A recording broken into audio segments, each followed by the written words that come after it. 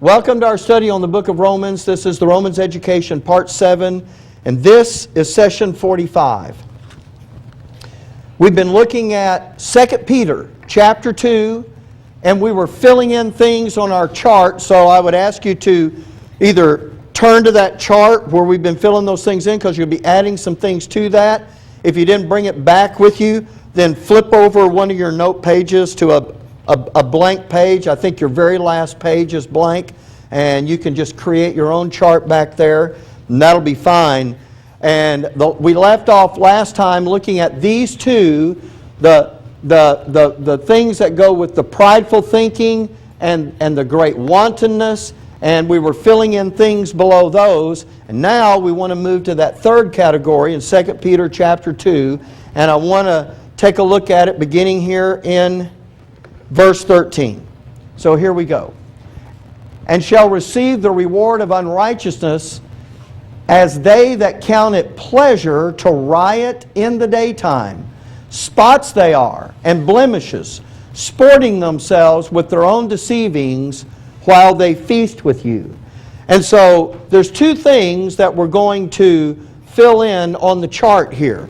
The first one, and of course that's why I read this, it's going to come right out of the verses here.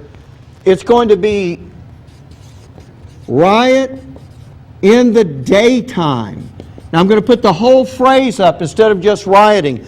You remember we looked at those two pairs of, back in Romans 13, those three pairs of phrases there, and we saw rioting and drunkenness under lust of the flesh. Now we're going to see this individual thing of riot in the daytime. And I just want to say a word about that, because normally, now rioting, of course, that is an area that is going to be part of the lust of the flesh, but it's not, Paul's adding a phrase to this. If you think back to the things that were happening around this country when there was a lot of, if we were going to say it mildly, civil unrest, but it was rioting, the worst of that was taking place at night. And if you watch that on the news, you could see the stores that had been set on fire.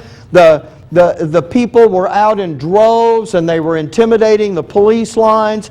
And that was happening at night. It is a different thing. Let me just say, it's a progression of that for them to riot in the daytime. Now, you know why people do that at night.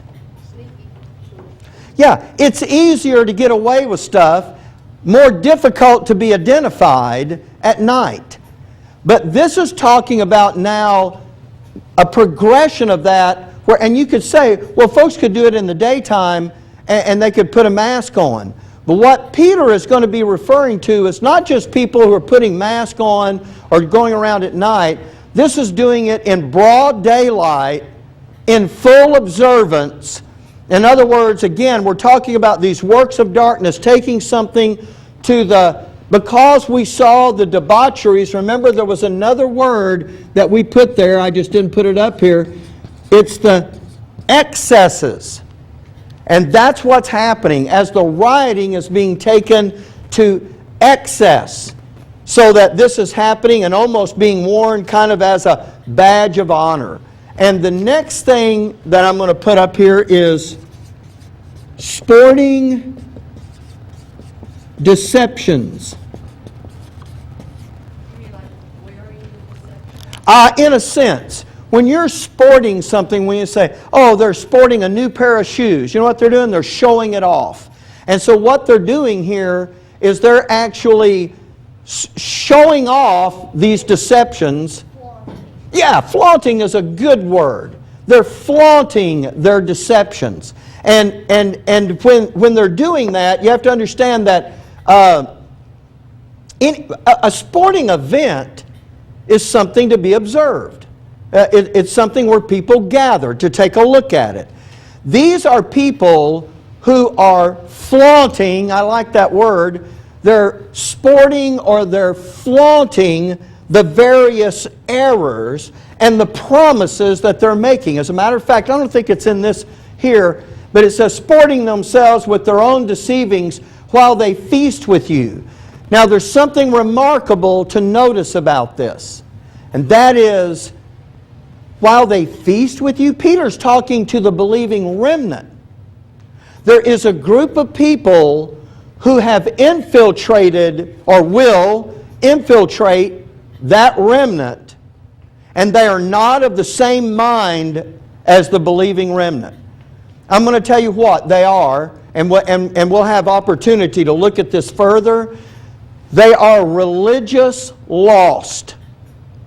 They like the idea of being involved in religion, but they are not part of the believing remnant. And what has happened here is that the church and these lost people have some common things they think are important. And if you look around today, what happens is putting people in leadership positions in the church has often fell to people who don't really have any spiritual aptitude whatsoever. It's people who are, it's the mayor, or it's someone who's influential in the community, or someone who has a lot of money, or something like that. But what your Heavenly Father's looking for, not the same credentials that the world is looking for. And so what's happened is they've come into the assembly where the remnant is, and now they're going to start flaunting these various deceptions. And you know what they're going to start doing? They're going to start making promises. One of the things they're going to do, if you read down through the passage, is they're going to start promising liberty. They're going to misuse this idea of the liberty that we have in Christ. They're going to start misusing that. And they're going to be flaunting their uncleanness and all of these. So now what we've done is we filled in some things on all three. Now I want to take you back. We have more to fill in as we look at individual things. So I'm going to take you back to Isaiah chapter 2. Remember, we saw pride of life in Isaiah 2, lust of the eyes in Isaiah 3, lust of the flesh in Isaiah 5. Now we went through and we looked at those things and we encapsulated them in prideful thinking, but now we're going to add some more individual things to the list. So here we go. Isaiah, I'm sorry, I meant to put that up. I put it on the board and I keep forgetting I put that in the PowerPoint for you. All right, so there it is. So here it is, Isaiah chapter 2. Enter into the rock and hide thee in the dust for the fear of the Lord and for the glory of His majesty. The lofty looks of man shall be humbled, and the haughtiness of men shall be bowed down, and the Lord alone shall be exalted in that day. For the day of the Lord of hosts shall be upon everyone that is proud and lofty, and upon everyone that is lifted up, and he shall be brought low. One more verse, 17. And the loftiness of man shall be bowed down, and the haughtiness of men shall be made low, and the Lord alone shall be exalted in that day. And here's what we're going to be adding. I'm not going to write it on the board for now, just put it on the PowerPoint. We're going to add haughtiness, lifted up, and loftiness. These are the terms as we add these to the pride of life category. They're just various forms of the pride of life that Satan is producing in the world. And so these are different ways to describe the issue of pride. Now, we could do some work on... In haughtiness, when you describe it out of the dictionary, that like being conceited? It does carry that. Like a haughty spirit? A haughty spirit is someone who is conceited.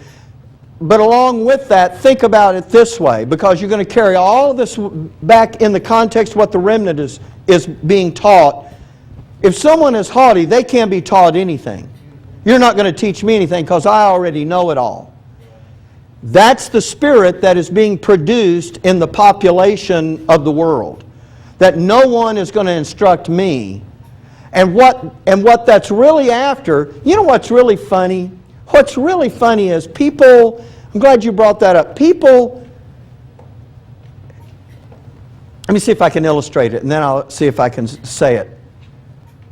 Here's a teenager at home. He's having real struggles, and he doesn't like going to school because they tell him what to do, and he doesn't like being at home because he gets told what to do. So you know what he says? I've counseled these kids as youth director, and they go, I'm going to join the military. And when he says that, I'm thinking, seriously? You're going to join the military because you don't like people telling you what to do? Wow. Okay. But you know, they don't think about it that way. They don't, I mean, you know, when they're thinking about it, they're just thinking, get away from this. All right. So my point is, while Satan, by his works of darkness, is producing this haughty spirit in people that allows them not to be instructed, they're always looking at that from the standpoint of what God wants to instruct them in. What they're not looking at is there's a standpoint in which Satan is instructing them to, and they will cling to that. So this haughtiness has a focus to it, is the point I'm trying to make here. That, yes, there is this general idea of, you know what, I'm just so smart, nobody can tell me anything, but this characterizes them. This is actually now, this is who they are becoming. It permeates every fiber of their being. And it's really funny. Look, you and I know, let's take the illustration of the kid that tired of being told what to do and he wants to join the military. It's funny that he doesn't want to be told what to do. He wants to think for himself. But his buddies are allowed to influence him every day. And he's not thinking for himself with that, but he doesn't see that. That's the kind of issue that's going on here. That Satan's works of darkness are producing a spirit in which they will cast off God and embrace the darkness of the adversary. And being lifted up and loftiness. Now, I didn't put these things in the in your notes from the Oxford English Dictionary, because all I'm really doing here is listing them out for you. But let me give you another one in that category, and that is, and it's in this, by the way, it's in this this pair that we got out of Romans 13, where he says, now look at this. I'm sorry, I gave you that, and I shouldn't have. I should already have I missed a verse. It's Isaiah chapter 5 and verse 11. Let me just read it to you. It says, woe unto them that rise up early in the morning, that they may follow strong drink, that continue until night, till wine inflame them. He's not saying they're getting up early to go to work. They're getting up early, it says, that they may follow strong drink and continue until night. In other words, what are these people doing all day long? That's all they're doing. That's all they're doing. And look, that's all they're doing all the time. Think of someone who does this, and this is the way their life is. And when that is happening, how ripe are they to be the crowd, to get riled up to riot in the daytime? See, those things are working hand in hand. You have to understand, we're talking about the excesses here. This is the debaucheries, the excesses. These are the things that are taking people way beyond where now they've allowed things to actually start controlling their life. They don't have, huh?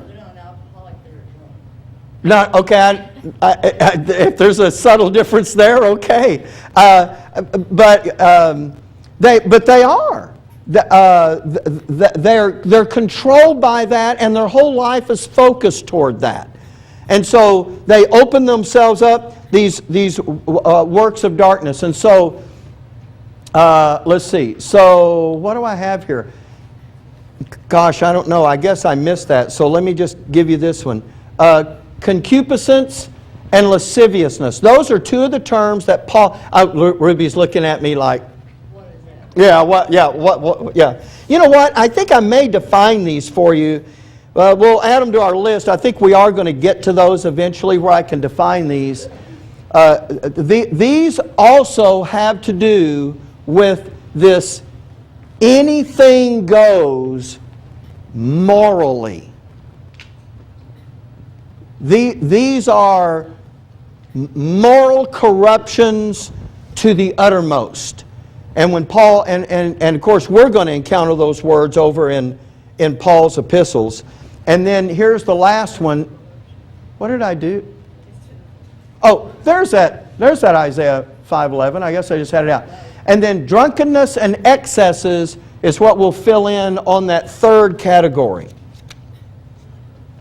Now, I'm using excesses as a catch-all term. In other words, there's a lot of things that could go into that. So instead of just going through the passages and looking at all the different words, every one of those are just talking about excesses. So when he talks about rioting and drunkenness, he's talking about those things culminating in the excessive, to the excessive degree that they have and manifesting themselves. Let me take you to Isaiah chapter 5, verse 18. Woe unto them that draw iniquity with cords of vanity and sin as it were a cart rope. In other words, these are people who are attaching themselves to iniquity and to sin. We're talking about these wicked ones that are actually cooperating with Satan's works of darkness. And so we're going to need to understand these works of darkness in order for us to be able to cast them off. Here's what this doctrine is supposed to do. Starting to see these things and understand what it is that they are, what it is that they're doing, is supposed to create in us this real desire to be engaged in casting these off. Knowing what Satan is developing, out here in this remaining portion of his night where he's bringing the world to that point, and looking around the world today and seeing the things that are happening, those are the things that cause us to realize Satan has been very successful with these works of darkness. And so in order to get some of this, I know I've taken you back to Isaiah and I've taken you over to 2 Peter. You would have already gone through the things in Isaiah, but look, we have a completed revelation of Scripture, and I want to say that I think it is our duty as sons, when we come across this terminology, to do the kind of investigation that we ought to be doing in order to learn all about this. Okay, so in Romans 13:13, and I don't have this verse on the PowerPoint, but in Romans 13:13, Paul is instructing us about the rioting and drunkenness, chambering and wantonness, strife and envying, because those are the works of darkness that are going to begin to be used against you personally when you begin to cast off those works of darkness. They're going to be used to put out the light that you're supposed to be shining in this world. And these are the things that are going to constitute that first strategy against us. So 2 Peter chapter 2 and verse 1, let me take you there and let me show you that there is a combination of the categories that's being used for us here. So, but there were false prophets also among the people, even as there shall be false teachers among you, who privately shall bring in damnable heresies, even denying the Lord that bought them, and bring upon themselves swift destruction. Now you realize this is being written to the remnant who are out here in this remaining portion of the night.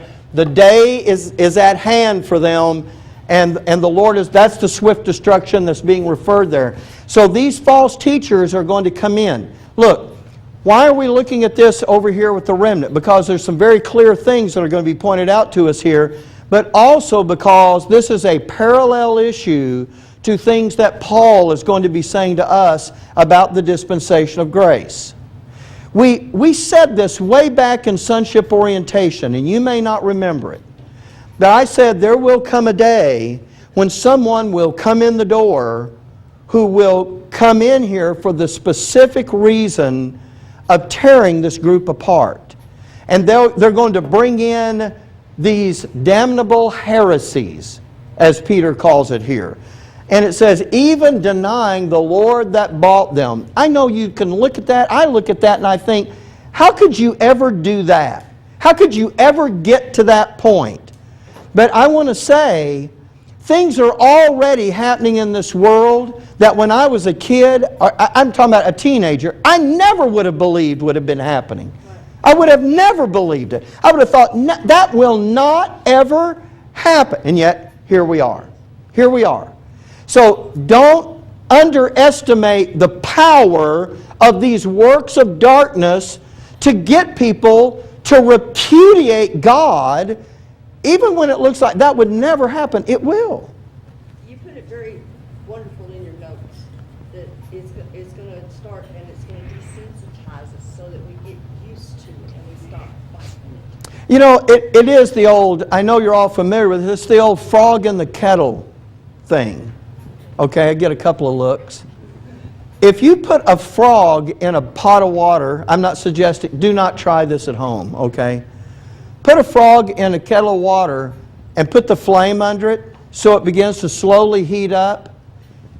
As he feels that water, when it starts to warm up a little bit, if you do it slowly, he'll acclimate. And he'll just keep acclimating. In other words, he won't try to get out. And finally, he'll boil to death in that pot. But if you get the pot boiling and throw him in, he'll immediately, try to jump out of there. But if you just warm it up slowly, it'll boil him all the way to death. He'll never know. That's what's happening. And that is exactly what's happening. We're the frogs. The course of this world is Satan's cauldron. And his works of darkness are fueling the heat to that thing. And we're just getting... Okay, look, I didn't want to talk about this on the tape, but I will just say a word about this. Every once in a while, when I'm studying this conversation we're having now, I start thinking about that. And I wonder how much the temperature has changed without me noticing it as much as I should.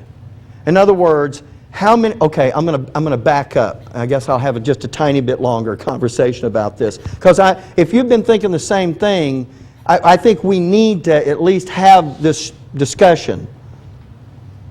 I've come to the place where I understand that everything that I see and everything that I hear is having some kind of incremental effect on me inside.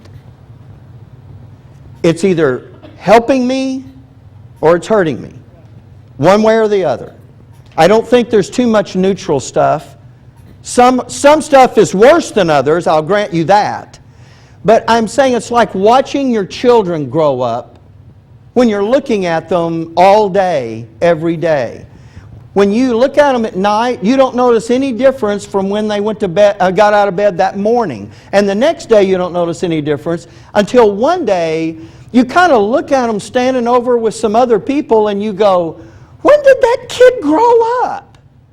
Or one day, as kind of a shock, a mom looks at her kids and goes, they're taller than I am. When did that happen? Because you just kind of get used to it. We used to have this deal at home where I would measure, you've seen it. You measure the top of their heads and you put the date down there and you see how they move up. Now that enables you to see it, but when you're looking at it constantly, you don't notice it, until you see a picture or something happens. All right, the course of this world is happening around us constantly. And I wonder if these things that are happening are making such slow, as I said, incremental changes that it is affecting me and affecting my thinking and my view of things more than I think it is. So every once in a while, as I'm talking to the Lord about this, I think, do you ever feel like trying to comprehend exactly how much the world has influenced you, that you feel like you're kind of in a cloud or it's a fog, and every once in a while the wind kind of blows and you see further than you saw before? All right, look, I've done this a couple of times. I'm sitting in my office and I'm thinking about this, and suddenly this thought comes to me about how kind of behind the scenes all of this is working. In other words, Satan's not out in front with a big sign going, ha ha, I'm getting you and you don't know it. It's all kind of just happening as a part of everyday life. And when that starts happening, and I see suddenly it's like I get this picture in my mind and I go, wow, this thing is way worse. Even though I might have even said that, for a moment, I see a bunch of things that come really clear in my mind. And I want to start suddenly typing that out. I have these notes that are in red in my notes that are things that I've been thinking about in conjunction with what we're studying. And I start typing that out. And now all these thoughts are coming to me so quickly, I can't keep up with them. And then I'm afraid I'm going to lose them, which I do. It's kind of I work on this theological problem in my head. I go to bed with it, and I dream about it, and in my dream, I work it out. And when I wake up, I go, wow, that was it. But then I go back to sleep, and then when I wake up in the morning, I go, what was that? You almost have to write it down. You have to write it down. Or put a little voice recorder where you can go, all right, here it is. Now, I just wonder, did I dream I came up with an answer, or did I really come up with an answer? I have no recollection enough to even differentiate. Well, that's kind of what happens in my office sometimes when that sounds like a mental problem, doesn't it? But I'm wide awake, but I'm seeing clearly for a moment. And then so many things are kind of pouring into that, I just kind of get overwhelmed with it. Okay. Anyway. Let's keep reading this here. And many shall follow their pernicious ways. That's these false prophets. Many shall follow their pernicious ways, by reason of whom the way of truth shall be evil spoken of. All of this terminology is important. The way of truth is going to be evil spoken of. Remember that verse? And they'll call good evil and evil good. That's the way it's going to be portrayed. Verse 3, and through covetousness. Now see, when you read that, I didn't write it up on the board, but that ought to take you back to a category of those works of darkness.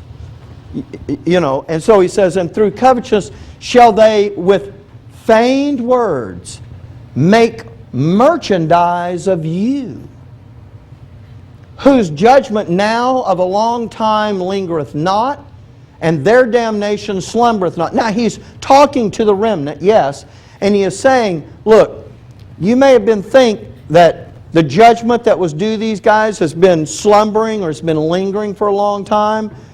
Peter says that's coming to an end, and all that is going to change. Verse 4, for if God spared not the angels that sinned, but cast them down to hell, and delivered them into chains of darkness, to be reserved unto judgment, and spared not the old world, but set... Now, watch, I'm going to show you how to study this here. But saved Noah, the eighth person, a preacher of righteousness, bringing in the flood upon the world of the ungodly. You're familiar with all this terminology. Satan had produced the world of the ungodly. God brought in the flood as the response to that world of the ungodly. Do you recall way back at the beginning of these verses when we talked about the flood, and I said the judgment of the flood was kind of part A, and the day of wrath was kind of part B of that judgment.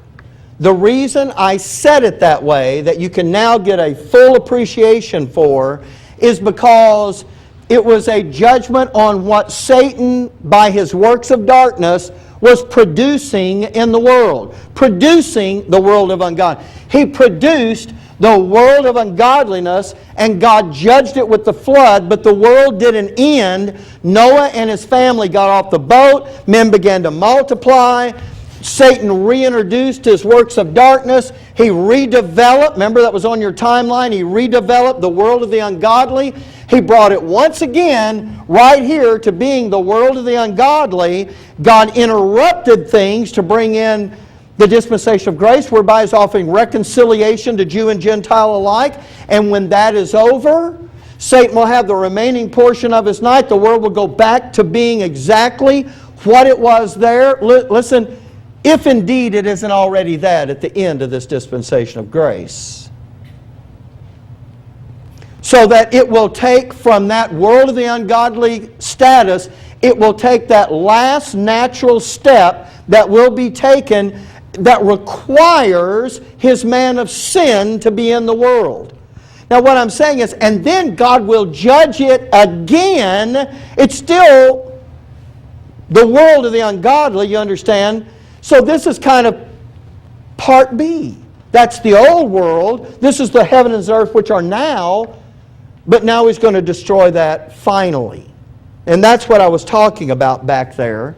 So with that in your mind, all of that is working in your mind when you get to the flood. And now Peter, just think you're a member of the remnant and you're out there and you're looking at all the darkness of Satan's night around you, and you're reading this in 2 Peter, and they will read this, and they're going to remember, oh, you know what? This is God's response to what happened to the world, the ungodly back then. And then the next thing you would think God is going to say is, and when we come out here, I'm going to destroy it again. But he interjects something in there before he does that.